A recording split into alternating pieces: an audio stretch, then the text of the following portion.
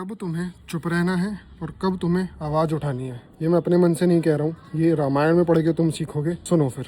श्री राम की लाइफ में 2 इवेंट हुए।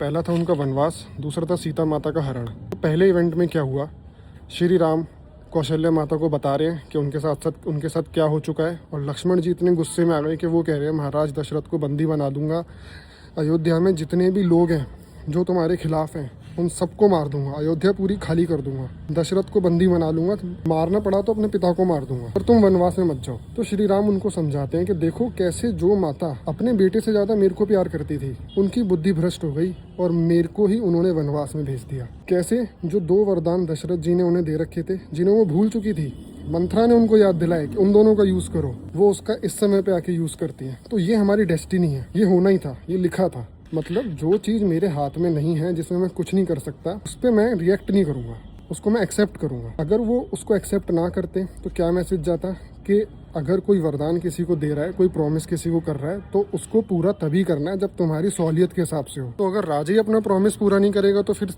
प्रजा पे क्या मैसेज जाएगा। तो श्री राम ने ये सारी बातें सोची कि कैसे चीज़ें एक के बाद एक गलत होती चली गई, जो लोग मेरे सपोर्ट में थे मेरे से अलग हो गए, ये सब विधि का विधान है। इसलिए अपनी कोई गलती ना हो तो भी उन्होंने इस चीज़ को एक्सेप्ट किया और मूव ऑन किया। और फिर उन्होंने एक्शन कब लिया, जब सीता माता का हरण हो गया, क्योंकि तब एक इनोसेंट के साथ गलत हुआ, उसको हार्म पहुंचाया गया। एज अ प्रिंस उनका फ़र्ज़ बनता है कि किसी भी उनके प्रजा में इनोसेंट के साथ गलत ना हो, और एज अ हस्बैंड भी उनका फ़र्ज़ बनता है कि उनकी पत्नी की वो रखवाली करे। उन्होंने पूरी सेना खड़ी कर दी, पृथ्वी के चारों दिशाओं में सैनिक भेजे और ढूंढ निकाला सीता मैया को और रावण को मार गिराया। तो जब हमारी लाइफ में ऐसे इवेंट्स होते हैं जिसमें हमारी कोई गलती नहीं है, जो हमारे कंट्रोल में नहीं है, फिर भी हमें सफ़र करना पड़ रहा है, उसको हमें एक्सेप्ट करना चाहिए एज अ डेस्टिनी।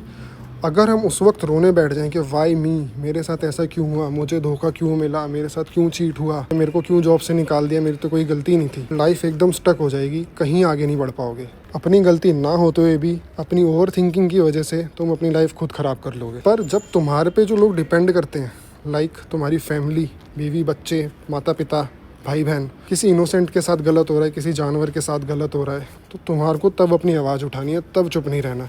अभी होता उल्टा है, जो चीज़ हमारे हाथ में नहीं है उसके लिए हम रोते रहते हैं, इनोसेंट्स हमारे सामने सफ़र करते हैं, हम कुछ नहीं करते। सही गलत का ज्ञान तभी आता है जब हमारे को अपने धर्म का ज्ञान होता है, हमें अपने कर्म को कैसे सही रास्ते पर चलते हुए करना है इसका ज्ञान होता है।